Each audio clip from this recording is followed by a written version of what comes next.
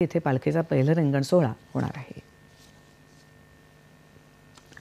नवे लष्कर प्रमुख जनरल उपेंद्र द्विवेदी यांनी आज नवी दिल्लीतल्या राष्ट्रीय युद्ध स्मारकावर जाऊन शहीद जवानांना स्मृतिचक्र अर्पण केलं।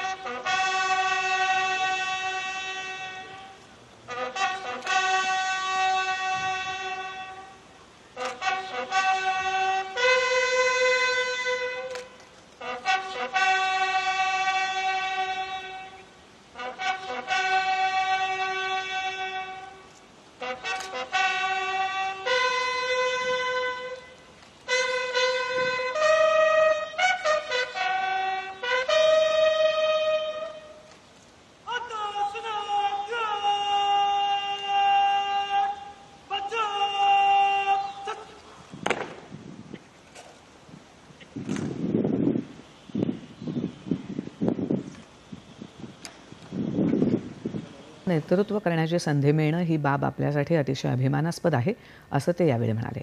लष्कराच्या आधुनिकीकरणावर भर दिला जाईल असंही त्यांनी सांगितलं। बदलत्या जागतिक परिस्थितीत कोणत्याही समस्येचा सामना करण्यासाठी भारतीय सेना सज्ज असल्याचं ते म्हणाले।